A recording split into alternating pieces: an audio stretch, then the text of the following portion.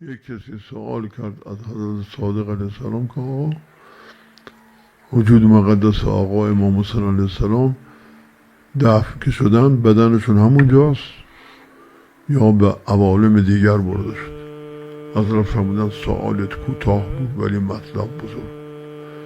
بعد فرمودن که ایشان در جوار پیغمبر اکرم در عرش الهی، بعد فرمودن و ناظرن به کسانی که حضرت رو زیارت میکنن و گریه بر حضرت میکنن، ناظرن چه ظاهرین گریه کنندگان، و به خدا عرض میکنن خدایا این عزیزان و دوستان ما را ببخششون، برای اینا استغفار میکنن.